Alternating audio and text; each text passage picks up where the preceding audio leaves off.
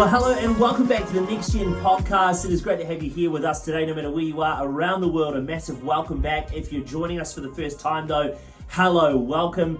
Whether you're here for the first time or the first time in a long time, it is great to have you with us. This podcast is part 2 of a 2-part episode. If you haven't seen episode 1, you need to go back and watch the first part of the conversation. Otherwise, you're jumping in at the very end or halfway through and you're missing the first part.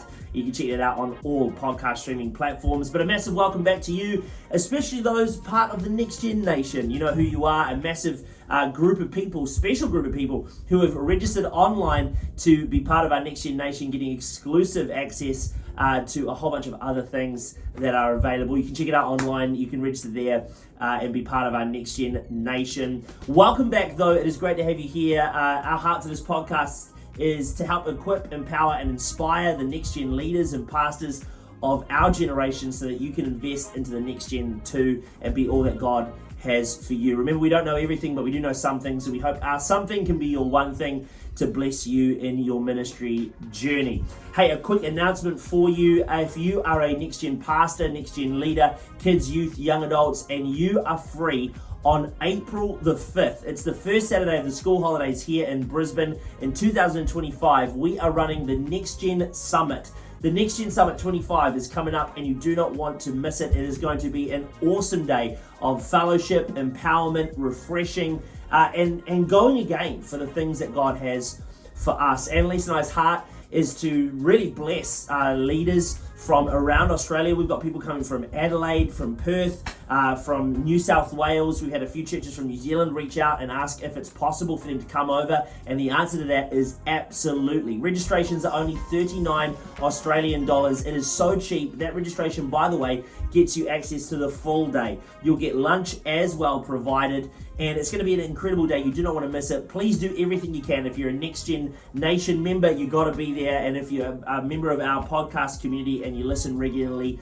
do not miss out. We're going to be doing an anointing service and anointing every leader with oil. I'm so excited, and the announcement's out. So I'm telling you again, KCW, Kingdom Culture Church Worship, is going to be playing and leading us in worship throughout the day, and I cannot wait. Pastor Jesse Rose and the whole team is going to be absolutely phenomenal. You do not want to miss this day. We've also got a special registration price for if you bring 10 of your team, you'll get a discounted price as well. So feel free to reach out and contact us. But we've got people coming from everywhere. You do not want to miss it. It's going to be an absolutely phenomenal event. You can register online, harrysladenz.com/summit25. That's harrysladenz.com/summit25. Register today to lock in your place. Okay, that is it for the announcement. We are back jumping into part 2 of our conversation with Pastor Ed from For the City in New Zealand.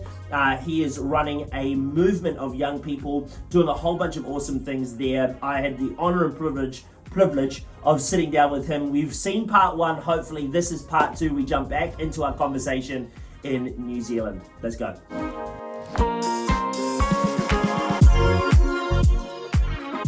What do you think in terms of, like, obviously you're traveling the country, you're working with, what I find interesting about New Zealand is that obviously we're one country, we're a small country, but someone who, like a youth who lives in Auckland, right, radically different from someone who lives in Hamilton, radically different from someone who lives in Wellington, which is so different than the Aucklander and the Dunedin. Like, what do you think, though, broad stroke wise, would be some of the challenges for this generation in New Zealand growing up right now that the church is having to wrestle with across no matter what, maybe the style is different for the young person. What are the not unique challenges? What's the word? It's like the challenges that are not unique to everybody. The common. Thank you, Yonks. That's right. Does that make sense? Now that I butchered the question? Yeah, I think we kind of got there. Yeah, no, I'm with you.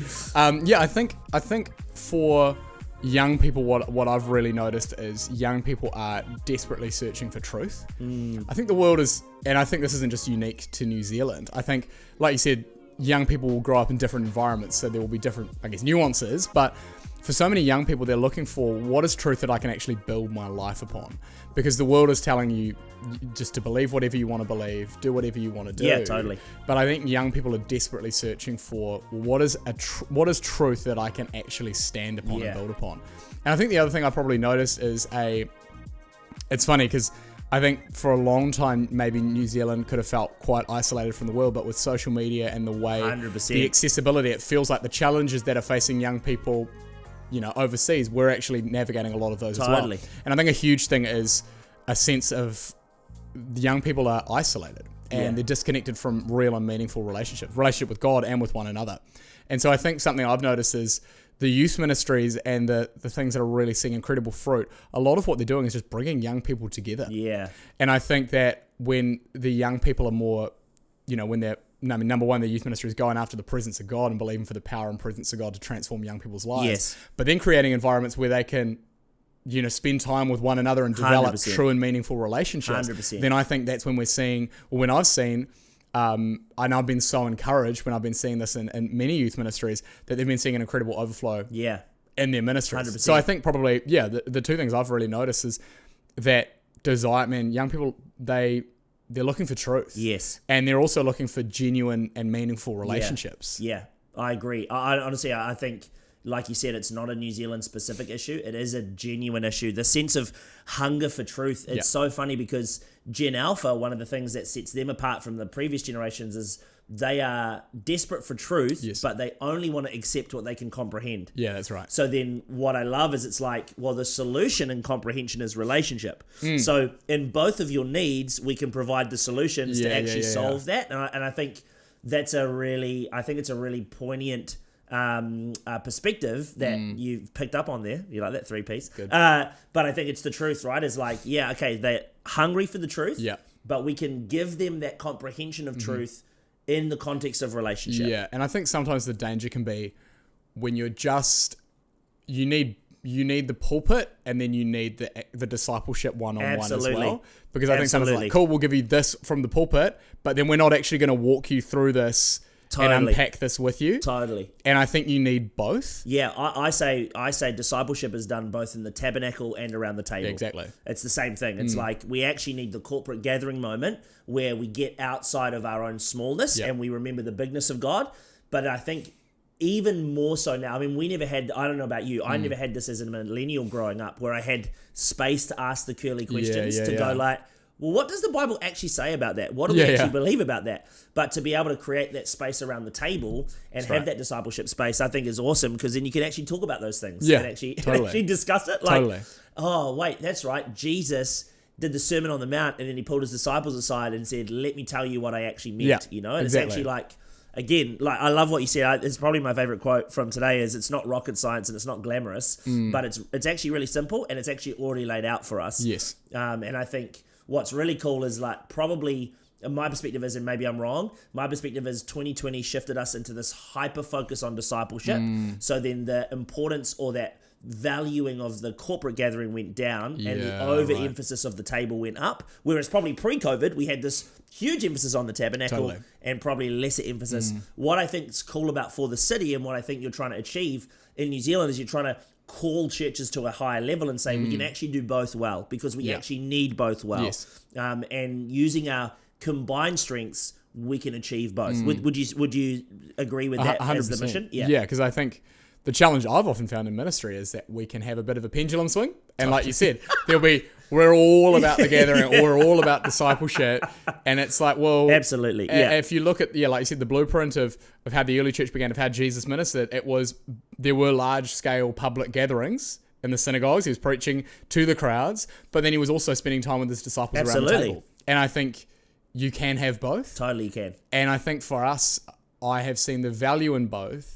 And I think that it's encouraging to see that the church now is probably realizing, we can actually have both. Totally. Okay, so here's my question then, because I think there'd be some people who are listening going, can you have both? And how do you have both? So the first one is yes, you can. But what would you say in terms of how to have both well? Yeah, right. And work together on both of those. Like I like what we said before about that corporate gathering is that sort of like overflow of the investment. But how do you as a leader, especially a volunteer leader who maybe does it, or maybe 10 hours a week, how do I do both well? Yeah. Do you know what I mean? Yeah, 100%. I think sometimes people can get quite intimidated by pulling off a service or pulling off a large-scale gathering. And I think that for me, what I've always seen, and probably what I've learned from from leaders that have invested into my life, is that I think sometimes we can get fixated on the product or the bells and whistles. Yeah. But I think even I'd say for the youth pastor that's maybe working 10 hours a week at a local church in a regional town, you can have a powerful service without having all the big lights and the big, the big LED and things like that. But actually a space for young people to gather, to spend time with one another, to worship God and encounter His presence, and then hear the preaching of the word. And I think those are just some real incredible fundamentals that should exist and do exist in the corporate gathering. But I think that it doesn't have to be super flashy. I think there are some churches that will put on an incredible experience, and there's still place for that, and I love that. But I think also it can often be easy to be like, well, I can't do that, so then we're just going to focus on let's just do a hangout space or a life group space where we just get food and play some games. Now, young people, they're searching for something, they're looking for something, and they want those environments to meet with God and to worship God and see the bigness of God. But that could come in a gathering in your local church of 50 young people, for even just a young person who maybe feels like they're the only Christian in their school, to realize, man, I'm actually not alone. But then I think I guess I'd go back to what I was saying before, the week to week in between those gatherings are so crucial as well. So how are you getting alongside young people? Really good. How are you supporting them? How are you sowing the word of God into them, encouraging them and showing them how to read the Bible? And I would say, for some person who's trying to think, how do I find that balance, or how do I find, or I guess fight that tension? I think that what I would say, and maybe what I've learnt or am learning, is that we can, obviously a big gathering is a great open door to bring young people, but that's only the beginning point. Only the beginning. And then we need to go on that journey with young people week in, week out. And I think the other thing I'd say is, be all right if it takes time to build that. I love that. Because I think sometimes we think, I want the service of hundreds of young people. But what if that takes 5 to 10 years? And it will. Exactly. It's not going to be like, okay, cool, I started the service, and then 2 weeks later we had 600 kids. Like, there may be, for some of us, a very rare, like maybe that does happen. And we've been in seasons in our ministry where youth has doubled in a month. And it's been incredible. Praise God. And I'm thankful for it, and I'm believing churches will continue to see that again, and God would just pour out His presence, and we'd see an incredible harvest before our eyes. But I think a part of that is stewarding that harvest. Absolutely. And so whether that takes 2 months or whether it takes 10 years, I think the day-to-day discipleship of young people is so key. Does that kind of make sense? No, absolutely. As you were talking, I just wrote down this, and maybe this is helpful for somebody, but I think what you're highlighting, if I was to maybe just concentrate it and boil it down, is the trap of comparison. That's right. Is huge. And I think in a country like ours, to be honest, I think around the world, comparison is hard because you do have those churches who are further down the track than you. You got people who are full-time versus part-time. So the encouragement would be, don't compare, but apply context. Then do your best within your personal context, understanding that the service is only one part, but the bigger picture is the pastoral one-on-one, and you can do that no matter how much time you have. That's right. You can do that. So applying context and then doing your very best within your context is how you can do that best. I think is what I took away from what you were saying. Absolutely. What would you say gives you hope for this generation? As we sort of come to the final couple of questions, we've got these challenges, we've got these things, the world's more divided, crazy vibes overseas, crazy vibes here, it's crazy vibes everywhere. It feels like the world's getting darker and darker and darker. But what gives you hope as someone who is pioneering this movement within the country? What gives you hope for the generation? I think what I've noticed is the hunger in young people, not for the bells and whistles, not for the gimmicks, but for the presence of God. I love it. I think what gives me so much hope is that young people in this generation have, how I've always thought about it, is the world has promised a lot but delivered on very little. Man, that's good. And I think they've been looking at the world and thinking, I thought that pursuing these things were going to fulfill me, but I'm still empty and I'm still broken. Yeah, that's really good. And so then they are now coming, like I've been blown away in the last year with the amount of young people who have already made a decision in their hearts that I'm coming to know Jesus before they've even walked in the doors of a church. I met a young person at the start of this year, and we got talking, and he was telling me about how he'd never stepped foot in church. He's now a part of our youth ministry. He comes every week. He's growing in his walk with God. He's bringing friends. It's amazing. But a year before he'd even done that, he picked up a Bible and just started reading it. Wow. And I think I've started to see that, not just in one or two, but I'm hearing stories from different youth pastors. Yeah, and that awesome. gives me so much hope, because young people aren't coming because they're like, okay, cool, there's a giveaway here. Yeah. Young people aren't coming because they're like, okay, cool, they're doing all these, newcomer things for me. Yeah. It's no, I'm coming because I'm searching to think, maybe God is real. Totally. And I think that's incredible, because I almost think that this generation are leading the way and creating a space for youth pastors where it's like, okay, cool, I think it's what we've always wanted to do. Yeah. Is just lead young people to Jesus. And of course I have run so many services where we've done giveaways. Of course, nothing wrong with a giveaway. But I think it's encouraging that young people, I've realized that, man, we don't always have to do that. Totally. And young people are coming for, dare I say it, the right reasons now. Yeah. Not that they ever weren't. There was always that. No, but I love what you're saying. And Man, I think because they've looked for so much in the world, and they've realized it's not going to fulfill me, so I'm coming looking for Jesus. And this is the challenge, right? That's really shook me today. The world has promised a lot but under-delivered. And I feel like the danger for the church, I feel this has really hit me today. I feel like the danger for the church is that we would do the same. And I'm nervous that potentially in the old model pre-2020, that's exactly what we did. We overpromised, and we're like, all these giveaways, all this stuff, even I think in our salvation appeals, I think in the way we marketed Jesus, we overpromised and then we underdelivered in terms of our pastoral care and our ability. And I think I knew that was going to happen. That just died. Dang. And on that really good point. So as I was saying, we'll be back after this technological issue again. Dang, that was a really good point, bro.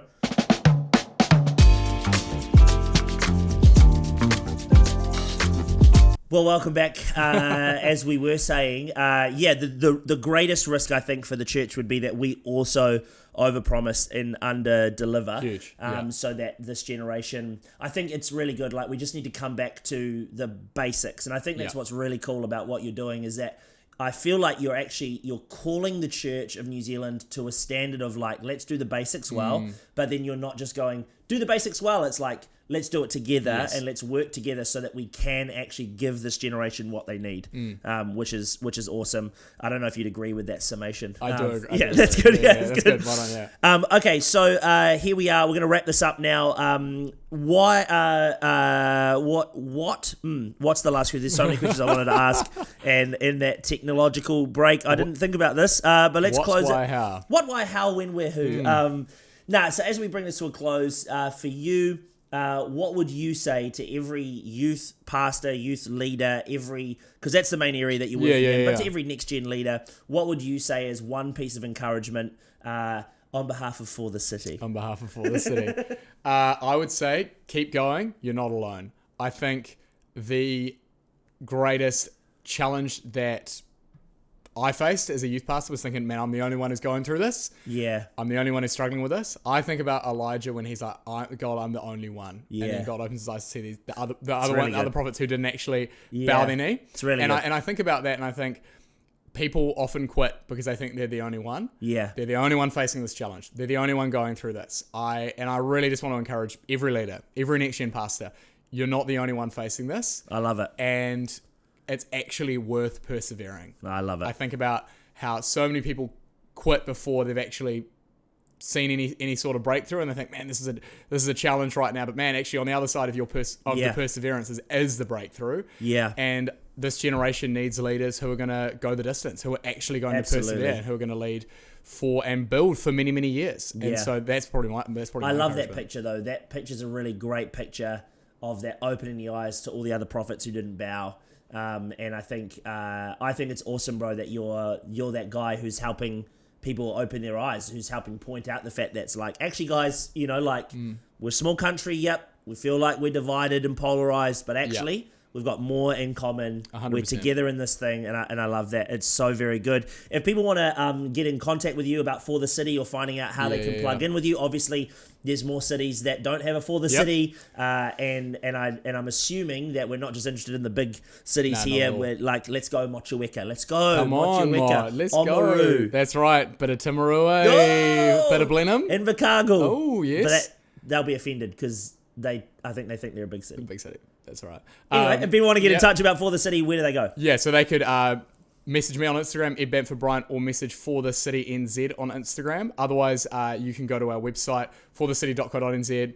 Has all of our details and my email address, hello@forthecity.co.nz. Hello. At For the City. Hello. That's good. Mine's hello@harrysladenz.com. There you go. There you go. You can do that. We'll also chuck those in the descriptions on every platform as well. Ed, thanks so much for your time. Thanks for having me, and man. the multiple technical breaks. We made it. Season 2 off to This is a what great happens when you come start. back to Wellington. Lots of technical breaks. I'm going back to Australia, a happy man. But thanks for joining us today, and thanks for joining us today no matter where you are as well. I just want to encourage every one of us, everything Ed has said today, Ed has said, that really messed with my head.